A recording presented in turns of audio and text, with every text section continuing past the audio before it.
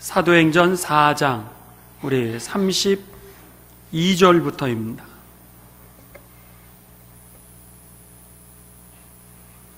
우리 한 목소리로 같이 봉독하도록 하겠습니다.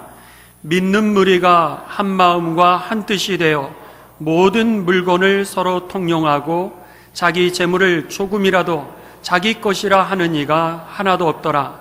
사도들이 큰 권능으로 주 예수의 부활을 증언하니 무리가 큰 은혜를 받아 그 중에 가난한 사람이 없으니 이는 밭과 집 있는 자는 팔아 그 판 것의 값을 가져다가 사도들의 발 앞에 두매 그들이 각 사람의 필요를 따라 나누어 줌이라. 구브로에서 난 레위족 사람이 있으니 이름은 요셉이라. 사도들이 일컬어 바나바라, 번역하면 위로의 아들이라 하니 그가 밭이 있음에 팔아 그 값을 가지고 사도들의 발 앞에 두니라. 아나니아라 하는 사람이 그의 아내 삽비라와 더불어 소유를 팔아 그 값에서 얼마를 감춤해 그 아내도 알더라. 베드로가 이르되 아나니아야, 어찌하여 사단이 내 마음에 가득하여 네가 성령을 속이고 땅값 얼마를 감추었느냐? 땅이 그대로 있을 때에는 내 땅이 아니며 판 후에도 내 마음대로 할 수가 없더냐? 어찌하여 이 일을 내 마음에 두었느냐? 사람에게 거짓말한 것이 아니요 하나님께로다. 아나니아가 이 말을 듣고 엎드려져 혼이 떠나니 이 일을 듣는 사람이 다 크게 두려워하더라. 젊은 사람들이 일어나 시신을 싸서 메고 나가 장사하니라. 3시간쯤 지나 그의 아내가 그 일어난 일을 알지 못하고 들어오니 베드로가 이르되 그 땅 판값이 이것뿐이냐? 내게 말하라 하니 이르되 예, 이것뿐이라 하더라. 베드로가 이르되 너희가 어찌 함께 꾀하여 주의 영을 시험하려 하느냐? 보라, 내 남편을 장사하고 오는 사람들의 발이 문 앞에 이르렀으니 또 너를 메어 나가리라 하니 곧 그가 베드로의 발 앞에 엎드려져 혼이 떠나는지라. 젊은 사람들이 들어와 죽은 것을 보고 메어다가 그의 남편 곁에 장사하니 온 교회와 이 일을 듣는 사람들이 다 크게 두려워하니라. 아멘. 사도행전은 성령행전이다 이렇게 부르기도 합니다. 왜냐? 성령의 역사가 일어나면서 그 나타나는 그 현상들, 그리고 교회에서 있었던 일들, 그 성령의 능력에 의하여 복음이 전파되어지는 그 과정들을 오늘 성경은 이야기를 하고 있기 때문에, 특별히 사도행전에서 이 말씀을 다루고 있기 때문에 이 사도행전을 성령의 행전이다 이렇게도 부르고 있습니다.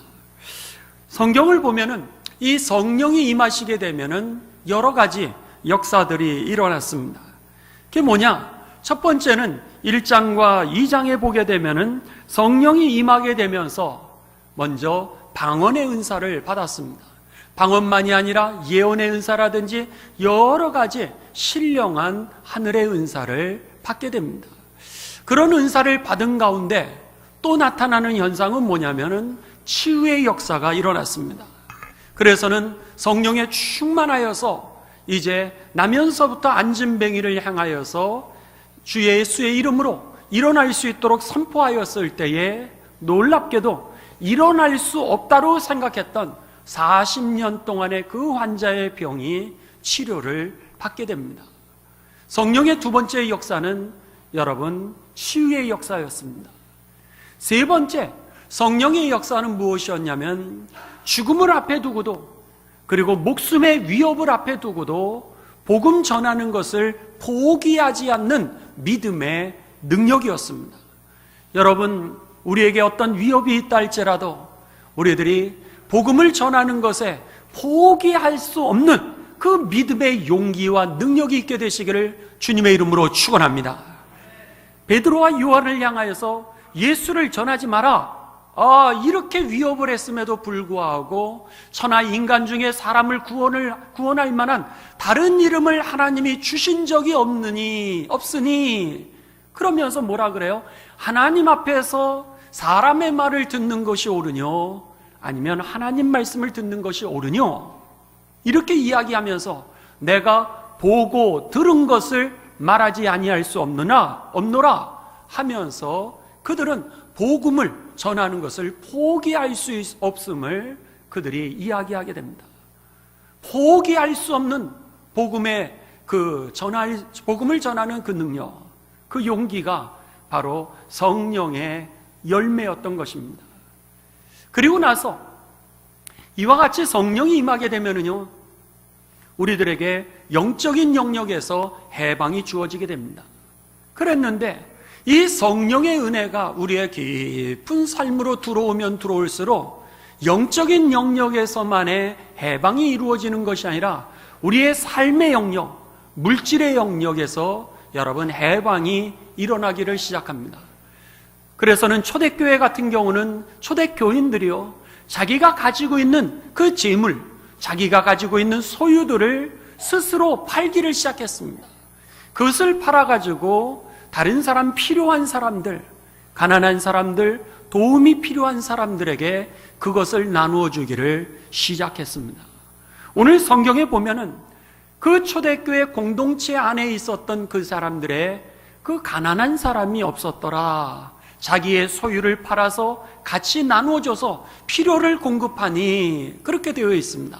아하, 성령이 우리들에게 임했을 때 먼저 나타나는 단계는 오늘 영적인 영역에서의 자유와 해방이 임한 다음에는 두 번째로는 우리들의 삶의 영역에서 물질의 영역에 해방이 일어나고 있음을 우리들은 보게 되는 것입니다.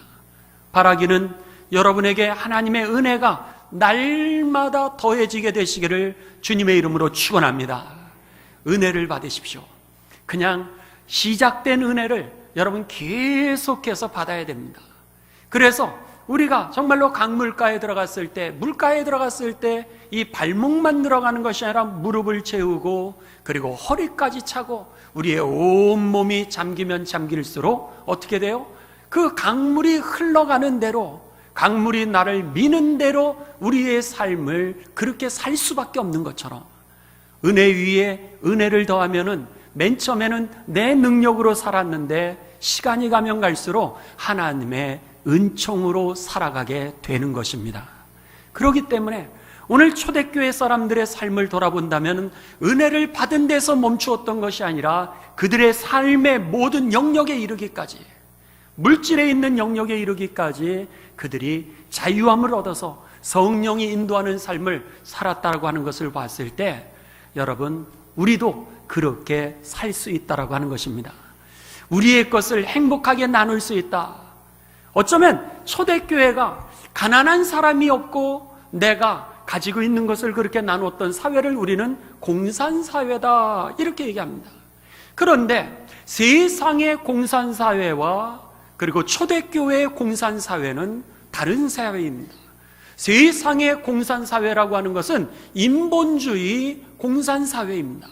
그래서 강제적으로 법이라고 하는 것으로, 힘이라고 하는 것으로서, 폭력이라고 하는 것으로서 혹은 강제적인 것을 통하여서 부한 사람의 것을 뺏어서 가난한 사람들에게 나눠주는 그런 세상의 공산사회는 그런 인본주의적인 공산사회입니다.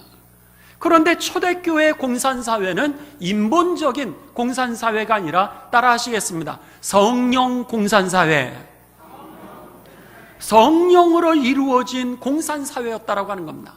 강제적인 것이 아니라, 인위적인 것이 아니라, 혁명에 통해서, 제도를 통해서 했던 것이 아니라 하나님의 은혜가 임하게 되니까 오늘 고난당하는 자들이 보이는 거예요. 오늘 가난한 사람들이 보이는 거예요. 오늘 필요로 느끼는 그런 여러 가지 어려움 가운데 처한 사람들의 모습이 보이게 되니까 내가 가지고 있는 것을 행복하게 내가 나누기를 시작한 그런 사회 공동체였다라고 하는 겁니다. 주면서 기뻐하고 내 것을 내가 포기하면서 행복한 그런 사회가 바로 성령 공산사회인 것입니다. 그러니까는 오늘 인위적인 공산사회 이데올로기와는 완전히 다른 차원의 삶이 초대교회의 모습이었던 것입니다. 그런 모습을 보면서 다른 사람들이 이제 존경하기를 시작했고요. 그리고 사람들이 교회를 칭찬하기를 시작했고요. 그러면서 날마다 구원을 받는 숫자가 더해갔더라 그랬습니다.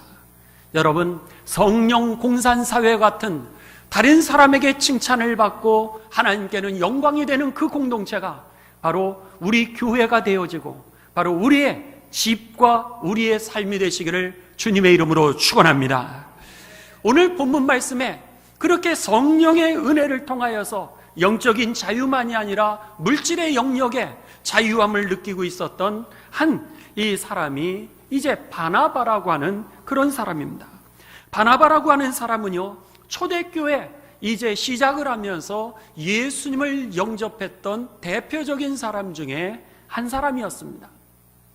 그는요, 목회자도 아니었습니다. 그는 이제 교회의 대표로 뽑혔던 집사도 아니었습니다. 그냥 평신도였습니다. 그랬는데 그의 모습이 성령을 받고 나니까는 그 성령 안에서 그 영적인 은혜를 누릴 뿐만 아니라 자기가 가지고 있는 소유를 이제 팔아가지고 가난한 사람들과 필요로 하는 사람들에게 이제 나눠주게 되었습니다. 여기 여러분들 함께 34절부터 우리 같이 보십니다. 자, 우리 36절로 바로 보도록 하겠습니다. 36절 다 같이 봉독하십니다. 시작. 구브로에서 난 레위족 사람이 있으니 이름은 요셉이라. 사도들이 일컬어 바나바라. 번역하면 뭐라고요? 위로의 아들이라. 구브로라고 하는 지역은 여러분 유대 땅, 팔레스틴 땅에서 떨어져 있는 이방 땅입니다. 이방 땅에서 그가 이제 태어났는데 그는 유대인 혈통이었습니다.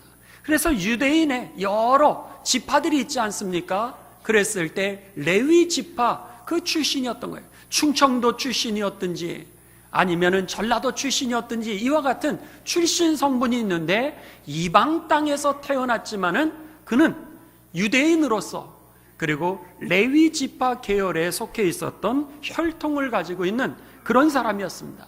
그랬던 유대인이 예수님을 믿게 된 겁니다. 그 예수님을 믿으면서 그가 성령을 받게 되었고요. 성령을 받으면서 그의 삶이 달라졌습니다. 그의 이름은 바나바라 이렇게 되어 있지만 그의 본명은 뭐죠? 그의 본명은 여기에서 보시면은 36절에 이름은 요셉이라 그랬습니다. 원래 그의 이름은 요셉이었습니다.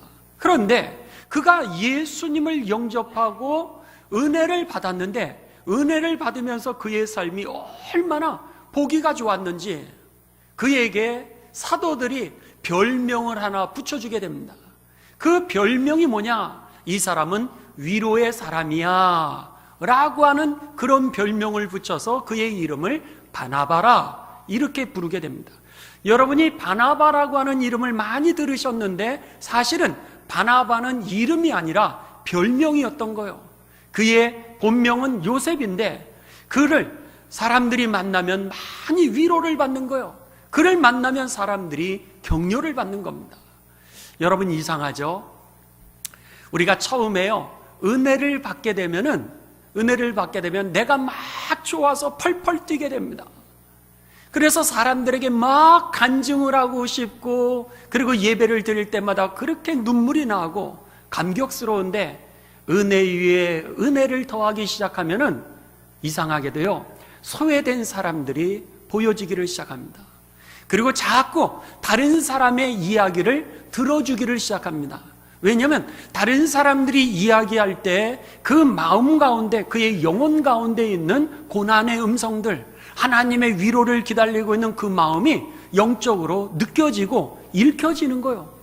그러니까 나도 할 얘기가 많지만 그럼에도 불구하고 자꾸 다른 사람의 어려운 이야기를 들어주기를 시작하고요.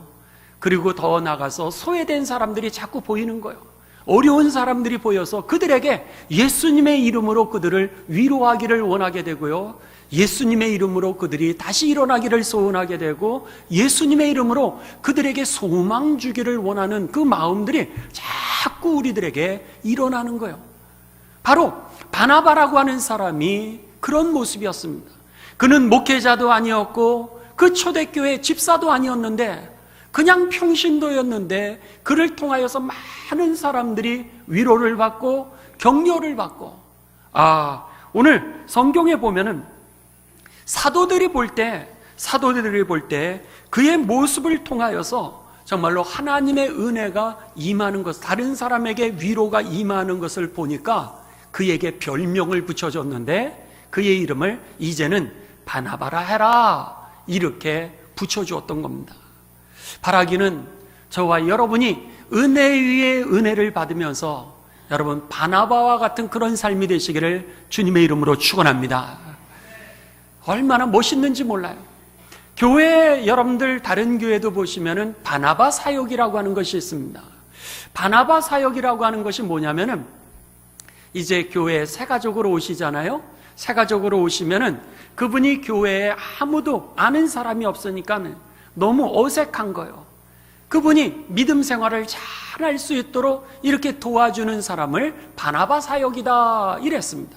그래서는 여러분 5주 동안 그분이 새로 오시면 그분을 챙겨드리는 거예요.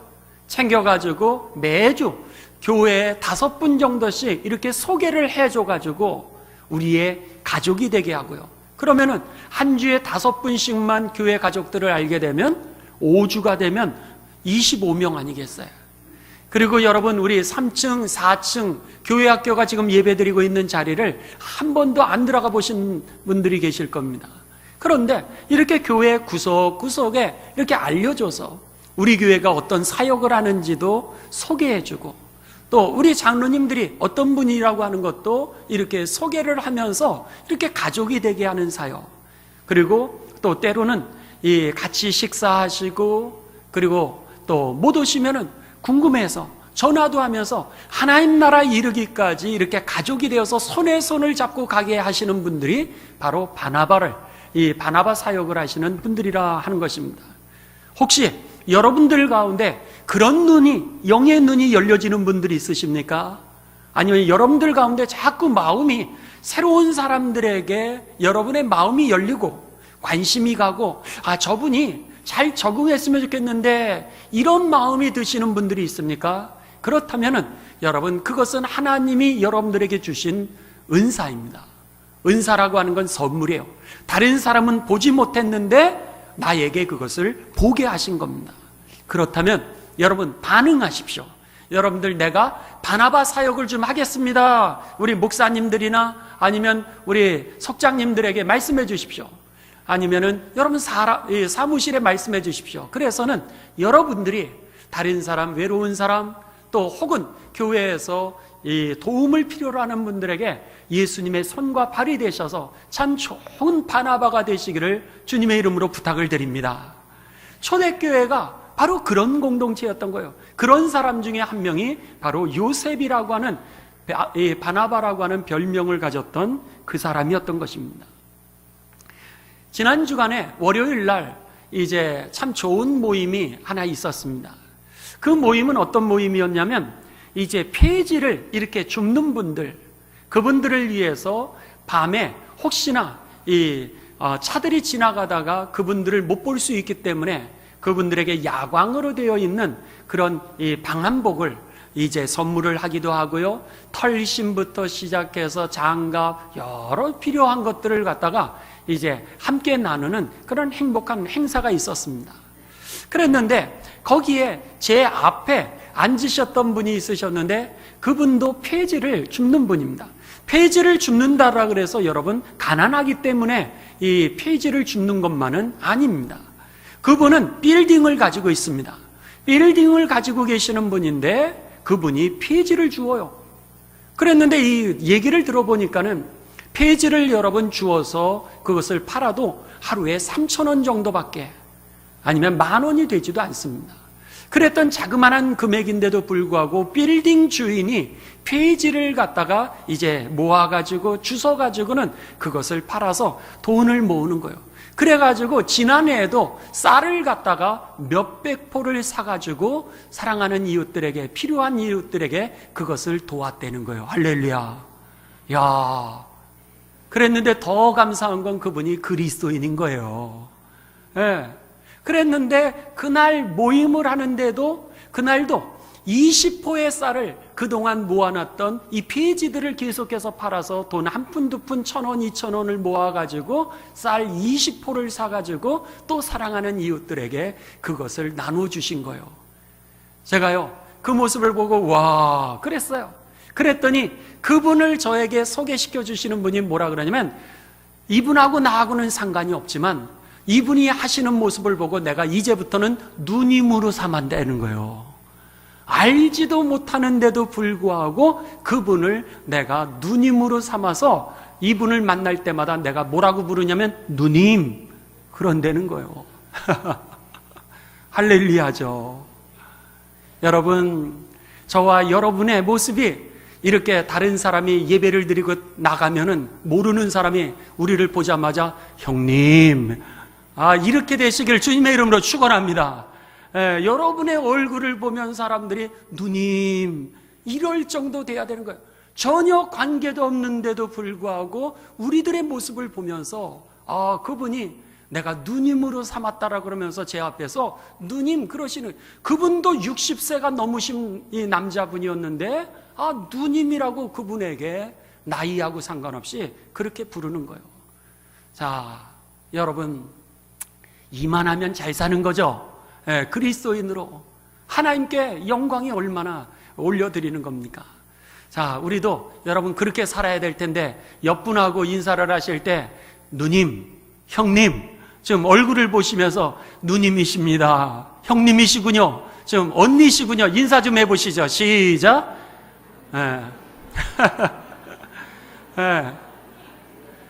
우리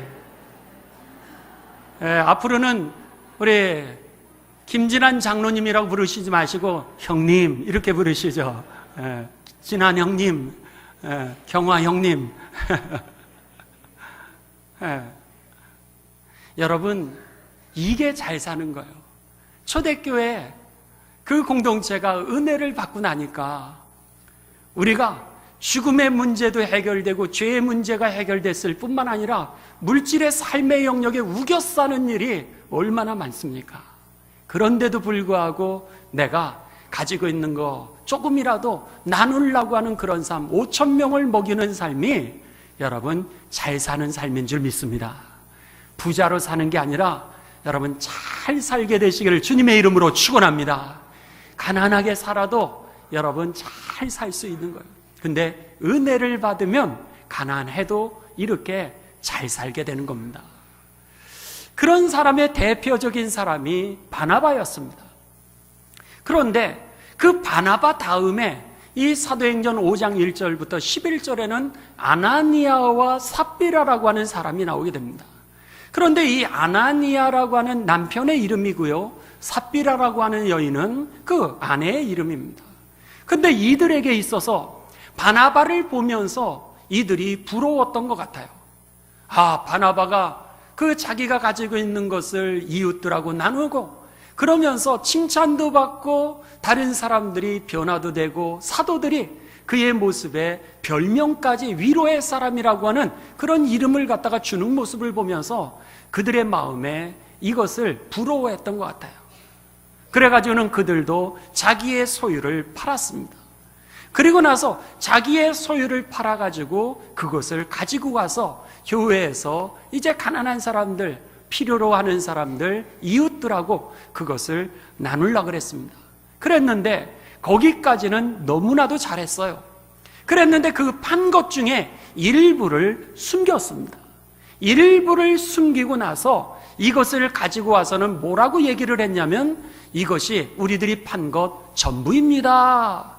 마치 내가 전부를 갖다가 가난한 이웃을 위해서, 사랑하는 이웃들을 위하여서 나누는 것처럼 그렇게 가져왔던 거예요. 여러분, 그냥 자기가 할 수 있는 만큼 여러분이 하나님 앞에 헌신할 수 있고 사랑하는 이웃들에게 나눌 수 있는 형편에 맞게 그냥 해도 하나님께 영광이 될 텐데, 그들이 자기의 소유를 가지고 와서 이것을 팔아가지고 그것을 나누는 일을 했으니 얼마나 잘한 일이에요. 칭찬받아 마땅하죠. 그랬는데 문제는 그들이 그것을 가지고 와서 내가 판 것 전부입니다, 이렇게 속였어요. 베드로가 그들에게 묻습니다. 이것이 정말로 판 것 전부냐? 그랬을 때 여러분 마음이 찔리지 않았겠어요? 아유, 들켰네요. 차라리 그렇게 쑥스럽지만 미안하지만 아유, 사실은요 조금 남겼어요, 이래도 여러분 칭찬받지 않겠습니까? 그랬는데 그들이 그때까지도 돌이키지를 않고 판 것 전부입니다, 이렇게 속이게 됩니다. 왜 그랬을까? 그 이유는 그들이요, 이제 이 바나바라고 하는 사람이 그렇게 칭찬받는 모습을 보면서 그게 부러웠던 거예요. 시기가 났고 질투가 나서 그들도 그 모양은 따라했던 겁니다. 거기까지 한 것만 해도 사실은 잘했죠. 여러분, 남들이 하는 거 우리가 신용만 따라해도 잘하는 겁니다. 그런데 거기까지는 잘했는데 그 마음 가운데 사실은 욕심이 있었던 거예요. 내가 가지고 있는 소유는 있었는데 이 소유 말고도 저 사람들이 받는 그 사랑, 저 사람들이 받는 그 존경, 저 사람들이 사도에까지도 별명을 받을 정도로 받았던 그 인정, 그것까지도 그들이 욕심을 부렸던 거예요. 그러다 보니까 내가 가지고 있는 소유만이 아니라 그런 욕심까지도 부리다 보니까 어떻게 해서든지 나를 드러내야 했고, 그리고 그 하나님 앞에 나와서 그것을 드리는 것이 아니라 그것을 누구한테 보이기 위해서 내놨냐면 바로 사람 앞에 그것을 내놨던 거예요. 그러니까 베드로가 그를 향하여서 뭐라 그러면 왜 성령을 속이느냐, 그렇게 얘기를 합니다. 너가 하나님 앞에 드린 것이 아니라 뭐예요? 사람 앞에 너 자신을 과시하고 너가 더 채우기를 원하는 그 욕심을 채우기 위하여서 너가 이것을 가지고 와서 거짓말하는구나 라고 하는 그런 뜻이었던 것입니다. 여러분, 결국 어떻게 됩니까? 그들은 그 욕심을 부리다가 성령에 의하여서 결국 죽임을 당하게 됩니다. 여기에서 우리들이 분명히 기억해야 되는 것은 하나님은요, 우리들의 중심을 보시지 우리들의 물질을 보시는 분이 아니라고 하는 사실입니다. 아나니아와 삽비라는 정말 이 바나바처럼 모양은 따라했지만은 그들은 하나님 앞에 나온 것이 아니라 사람 앞에 나를 과시하기 위해서, 나를 드러내기 위해서, 그리고 하나님의 이름을, 나의 욕심을 채우기 위해서 이용했던 것입니다. 그것을 갖다 베드로는 뭐라면 너가 성령을 속였노라, 그렇게 선포했던 거예요. 결국 여러분, 이 아나니아와 삽비라의 가문은 망하게 되고 맙니다. 참 너무나도 안타까운 그런 모습이죠. 오늘 성경에 이것이 초대교회의 그 모습이었습니다. 오늘 바라기는 저와 여러분의 삶이, 하나님은요, 여러분의 물질, 여러분의 어떤 권위, 여러분이 어떤 행하는 모든 외모를 보시고 그걸 기뻐하시는 분이 아니라 우리가 콩 반쪽이라도 여러분 나누면서 하나님의 영광을 위하여, 그리고 주님의 이름으로 그 일이 이루어지기를 소원하신다라고 하는 것입니다. 그 일을 통하여 또 하나님의 역사가 일어나고 위로가 일어나고 거기에서 소망이 일어나고 거기서 하나님의 뜻이 성취되어진다는 사실이 여러분 드러나게 되시고 또 깨달아지게 되시기를 주님의 이름으로 축원합니다. 한국 교회의 여러분 교회의 역사를 보게 되면은요, 이제 그 하나 참 놀라운 일이 있습니다. 전북 이 김제에 가면은요, 그리고 금산면 금산리에 가게 되면 금산교회가 있습니다. 어디라고요? 전북 김제의 금산면, 금산리 무슨 교회요? 네, 금산교회라고 하는 것이 있습니다. 그런데 이 교회는요, 선교사님이 1904년에 이제 이 금산면에 오셨다가 거기에서 그 조덕삼이라고 하는 그 마방을 운영하는 부자 집안에 그분을 만나게 됩니다. 그리고는 선교사님을 만나면서 그분이 예수님을 영접하게 되고 1905년에 자기 집에다가 이제 예배당을 세우게 됩니다. 자기 집을 내줘가지고 그래서 예배당을 세우게 됐던 거예요. 그런데 예배를 드릴 때 남자 성도님들만이 있는 것이 아니라 여자 성도님들도 있잖아요. 근데 그 당시에 우리가 유교 문화였으니까는 남녀 7세 부동석이었으니까는 남자와 여자가 같이 예배를 드릴 수가 없는 거예요. 그러니까 남자와 여자가 같이 예배를 드릴 수 없는데 어떻게 예배를 드려야 될까? 그래가지고는 그 집에다가 여자들이 예배를 드릴 수 있도록 이렇게 일직선으로 되어 있는 집에다가 옆에다가 이렇게 칸을 붙였어요. 다시 졌어요, 옆에다가. 그래가지고 그 집을 갖다가 저렇게 기역자로 지었습니다. 그래서는 옆쪽에 이쪽 편에서는 이제 여자들이 예배를 드리고 저렇게 가운데가 이렇게 나눠져 있어요. 그리고 여기에 강대상이 저렇게 중간에 있는 거예요, 모서리에. 그리고 나서는 그렇다 그래서 남자가 여자를 보면서 설교할 수 없으니까 여자 있는 쪽을 갖다가 커튼으로 이렇게 막았어요. 그러니까는 이 선교사 목사님은 남자를 향하여서 설교를 하고 여성들은 커튼을 치고서 귀로만 이렇게 설교를 들었던 거죠. 그래서 제가 이곳에 가서 질문을 했습니다. 그러면은 세례를 줄 때는 커튼을 뚫어가지고 거기다가 머리를 이렇게 내가지고 커튼을 뚫어가지고 이렇게 하냐고 이제 그러면서 같이 웃었는데, 아무튼 그래가지고는 교회를 갖다가 이렇게 기역자로 이제 지었던 거예요. 이래서는 1905년에 기역자 교회가 탄생을 했습니다. 여기서 예배를 드리기를 시작하면서 이제 조덕삼 씨가 예수님을 영접하고 자기 집을 갖다가 기역자 교회로 만들었으니까 이제 가족들도 예수님을 믿기를 시작했죠. 가족들이 예수님을 믿기를 시작하는데 여러분, 그 집에 머슴으로 있었던 이자익이라고 하는 청년도 이제 주인을 따라서, 머슴이 주인을 따라서 예배를 드리기 시작한 겁니다.